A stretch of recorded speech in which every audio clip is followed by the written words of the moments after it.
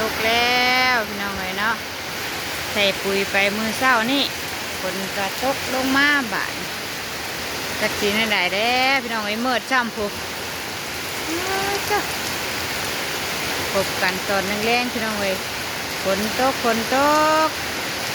ต้องสิฝนตกหนักซ้ำเมื่อทิเตอร์โอ้เดี๋ยวแล้วไอ้เนาะฝ้าแต่อยากตกแค่นี้หยุดก่อนกลับมาได้พี่น้องเอ้ย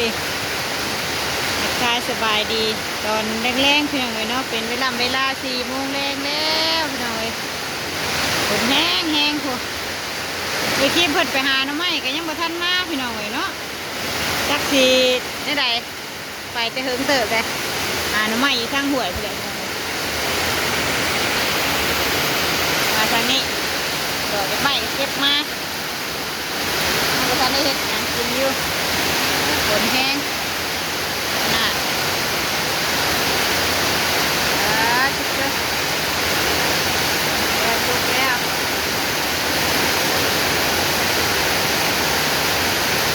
ก็ให้ปุ๋ยเปื่อยก้นก็บ่ได้เนาะอันนี้ฝนตกหนักพี่น้องเอ้ย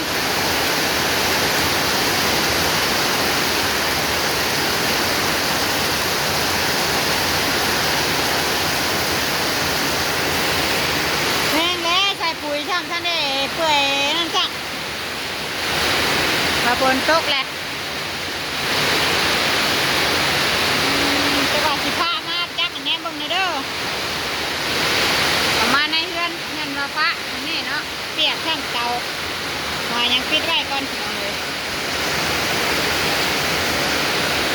เปียกหมดแล้วฝนฟ้าช่ำน่ะลมช่ำปิดเตาไว้ก่อนยันว่าเตาเปียก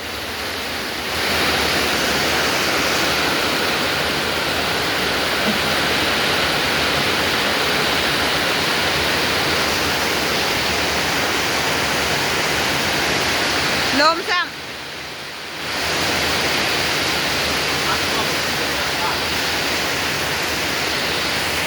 เอาไปได้ฟุกแดดไปเบิ่งประตูหน้าบ้านเลย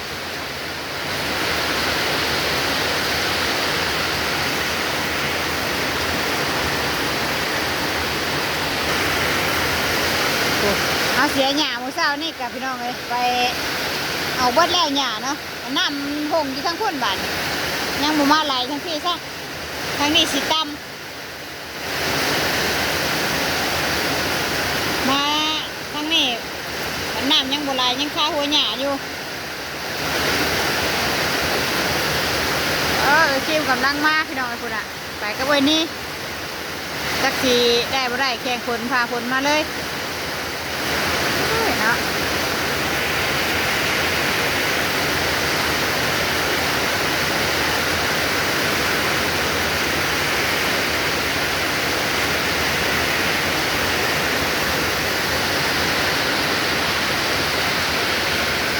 บรรยากาศตอนฝนตกพี่น้องไว้เนาะแต่ว่าให้แน่ถ้าว่าบ่มีลมบ่มีฝนบ่มีลมมีแต่ฝนอย่างเดียวแต่ธรรมดาอยู่พี่น้องไว้เนาะ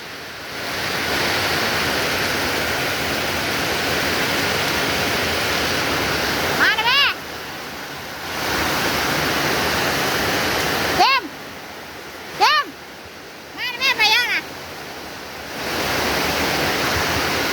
มาดิฮะมันเปียก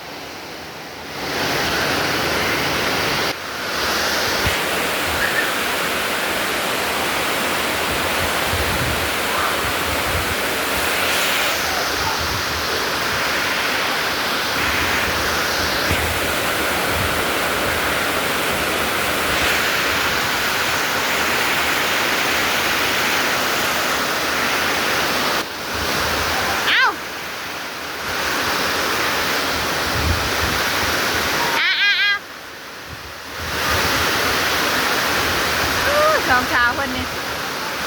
มากันดิ่นน้ำอยู่มาแต่หาน้ำไม้หน่อยแข่งคนมาเลยก็เลยมาพากันอาบน้ำท่ามกลางสายฝนเลย2 คนเพิ่นตรงหางลิ้นเลย ลมพี่น้องไอ้บ้านนี้มีลมแน่ฝนพระแล้ว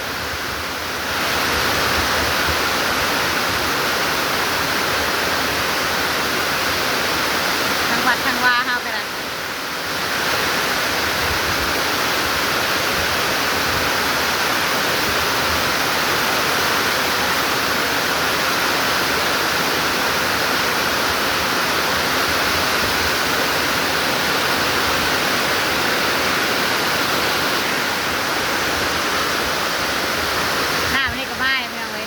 ไหลเข่าเด้อปุ๊บ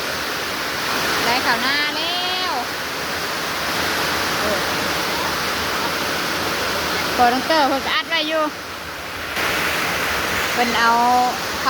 าดมาอัดไว้อยู่เนาะยันน้ำลงหน้าเพราะว่าน้ำเห็ดคะน้าขาดพี่น้องเลยเนาะน้ำออกมาแต่วัดคุณแหละพอฝนตกเลยก็แม่นมาเลยน้ำก็ได้แห้งขนาดจังหน่อยก็มาทางเส้นทางทั้งนี้อีกกำลังสิเลิก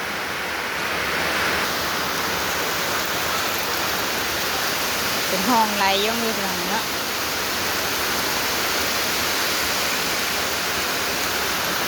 ล้นแล้วโหยน้ำท่วมเข่าอีกแล้วป้าลุงเอ้ย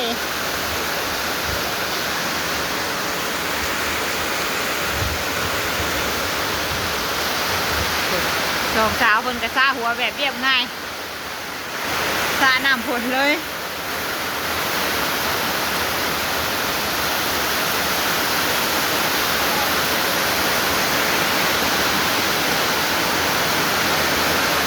น้ำทางคานก็สิมาได้หน่อยฝนฟ้า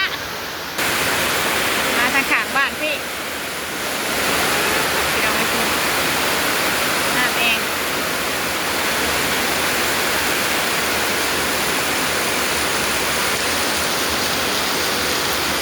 ฝนตกหนักอีกแล้ว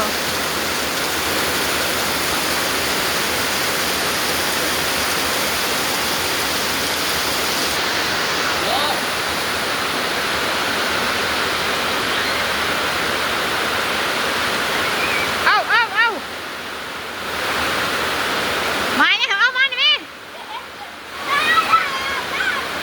แข่งคนนี่โอ้ยไปอาบน้ำน้ำเอื้อยเห็นเอื้อยอาบน้ำไปแล้ววันนี้จังแมนเห็นเอื้อยอาบน้ำแล้วก็เล่นมาอาบน้ำแข่งคนหลายก็ด้วยข้าหัวด้วยเด้อ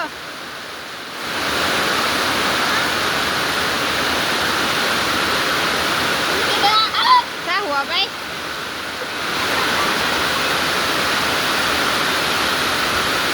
ปกติก็ยังดินน้ำอยู่แล้วมาเห็นด้วยอาบน้ำมันยากเล่นมาพ่อเพื่อนบ้าน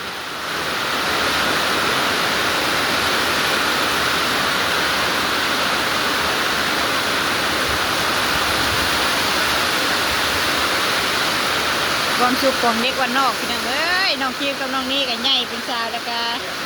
ยังเคยเด็กน้อยอยู่เลยพี่น้องเลยเนาะที่ใจยังเด็กน้อยอยู่ก็ได้15 ปีพี่น้องเลย15 ปีกับอีก2-3 เดือนแน่เนาะแต่ยังบ่เป็นผู้ใหญ่พอ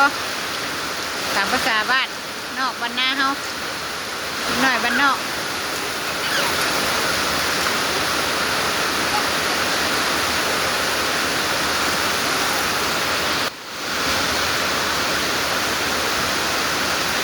ย่องใส่ผมเนี่ยเฮ้ยสันหันเนาะ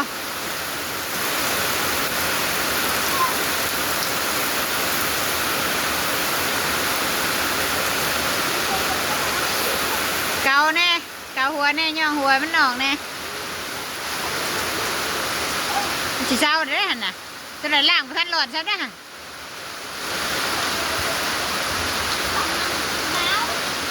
หนาวคน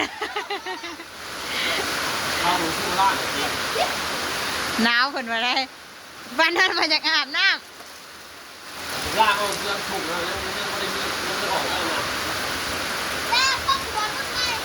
ฮะหนาวที่เพิ่นชอบแหล่ไปน่ะล่างมันหลอนเนอะ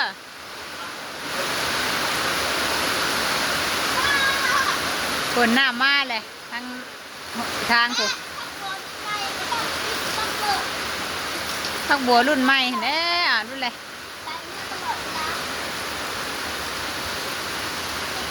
หาผลเช้าไปได้ลูกล่างมันหล่นเด้อจังเลยใช้สบู่ได้บ่สบู่ไม่ใช่เนี่ยเดี๋ยวขับไปอาบห้องน้ำอีกเด้อ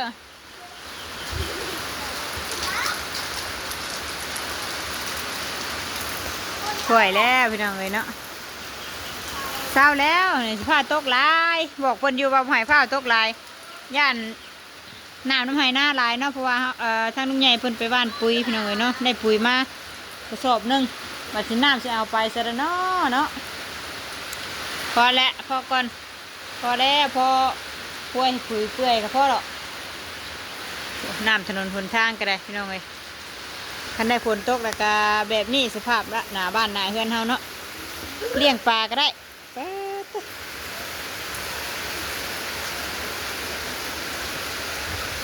ยังบ่ทันได้มาได้หนิพี่น้องเลยเนาะยังทางนี้สิมาอีก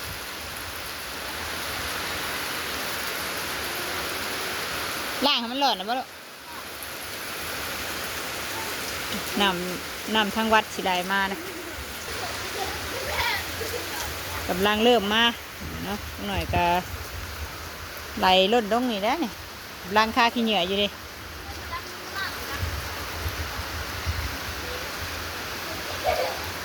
คนดรคนไม่อยากให้ลงเพราะว่ามันเป็นอันน้ำแตกอันมันขาดเนาะบนต้นกล้วยนะพี่น้องเอ้ยมันมีดินป้านคนซะก็เลยไม่อยากให้น้ำลงก็เลยเอาผ่าขาดมาถิ่มซะนี่ไว้ยันว่าน้ำลงแห้ง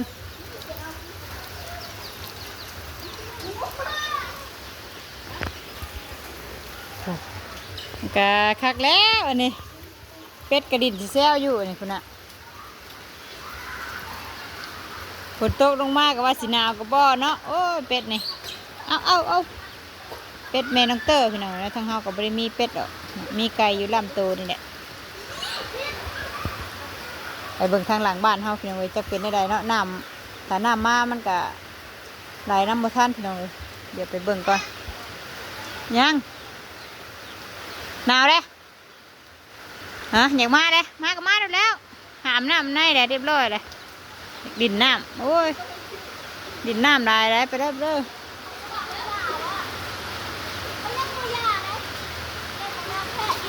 เหมือนนะฮะอันนี้เทปูน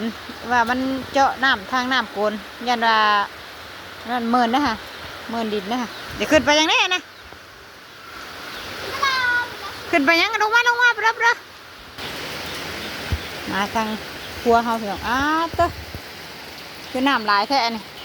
น้ำแซ่ต้นนั่นได้เลยน่ะมันบวมได้นี่บ่มาขุดคลองมันลงนี่มันไหลบ่ไวมันคาหัวหญ้าได้น่ะคลองนี่ห้องคลองเก่าแต่ว่าคาหัวหญ้ามาทางนี้เขาเสียหญ้าออกเบิดแล้วรามีน้ำนั่นเดี๋ยวกกมะฮุ่งกกอันลำไยกับอันน่ะมันน่าโหน่ะมันสิบวมน้ำได้น่ะแซ่อยู่ต้นมะม่วงปลูกไม้ซ้ำน่ะแซ่แหละเนาะโอ้ยจะหน่อยบวมได้นี่ถ้าตกเรื่อยๆเป็นเดือนเก้านี่พอแห้งเป็นยังมืดอยู่เลยพี่น้องเนาะยันแมลงขุ่นไปจ้ะพอก่อนกว่าเนาะพอดีชุ่มแล้วซ้ำนี่ก็ได้ถ้าไปตกทางอื่นพุ่นจ้าบ่อนอื่นเพิ่นบ่ได้มีน้ำดำให้ดำหน้าพุ่นเนาะทางเฮาพอแล้วพอก่อนน้ำลายถ้าน้ำลายกับหอยเชอรี่กัดเข้ายังว่าอยากให้มีหรอกตอนนี้ก็ได้เนาะ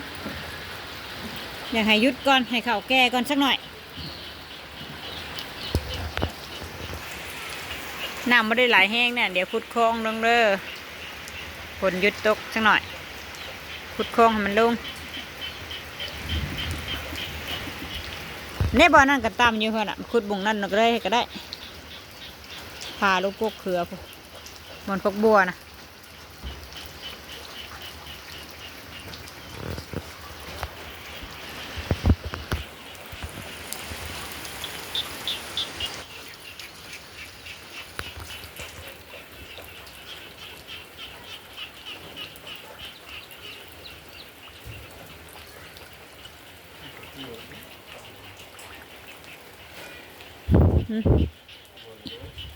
มันยังหัว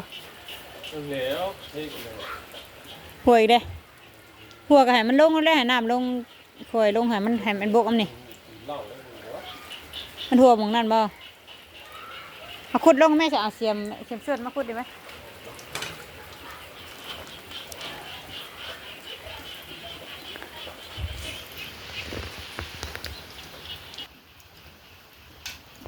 มันเบิดแต่น้ำนะนี่ยังแต่ทั้งพี่ต้องกันลงมาพี่เห็ดลงมัน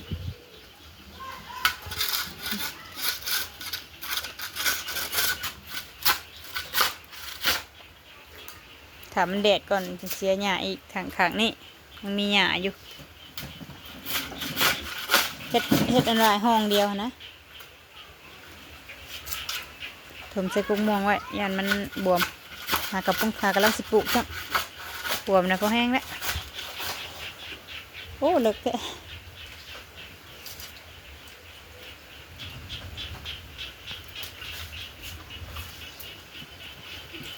มันก็ไหลยี่ดอกกัน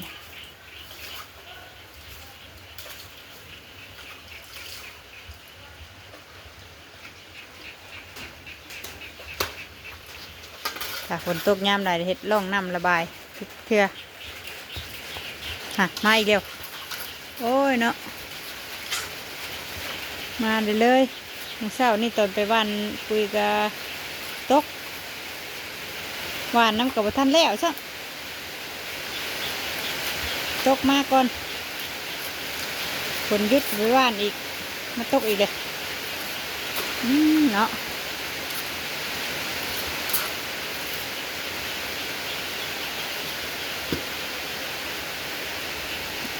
รอเบิ่งมันสิบกบ่ไปบกไปได้นะขนาดนี้เลยตกมาอีกแล้วป่าลุงเอ้ยเนาะนาข่อยสิได้กินข้าวอยู่บาทนี่มันได้ตกมาแล้วก็น้ำอ่างได้กินปลาผัดย่างน้ำข้าวอยากกินปลาผัดย่างน้ำข้าวอันใดก็ได้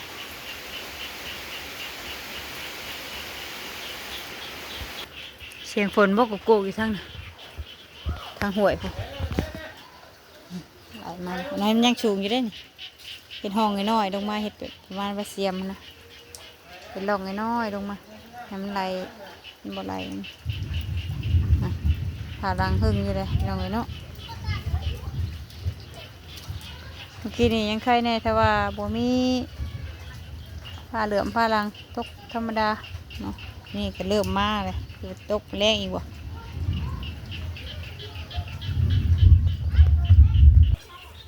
โอเคสพี่น้องเลยเนาะสำหรับคลิปนี้ก็พอประมาณนี้พี่น้องเลยเนาะถ่ายบรรยากาศตอนแรงๆฝนตกที่บ้านเอาเองบ้านนอกบ้านหน้าเฮาน้องเลยเนาะเสียงกบเสียงเกียดห้องสนั่นอยู่ตั้งทำไมตรงหน้าถ้าฝนตกแล้วก็เสียงกบเสียงเกียดสนั่นอยู่แต่มวนน้ำอยู่ได้พี่น้องเลยเนาะน้ำนอนให้นอนหน้าบรรยากาศแบบนี้เลยเอาพบพ่อกันอีกคลิปหน้าพี่น้องเลยเนาะคลิปนี้กับศิลาพี่ลาน้องเลยพี่น้องเลยเนาะพบพ่อกันอีกเด้อเนาะขอบคุณสำหรับกำลังใจพี่น้องเลยเนาะ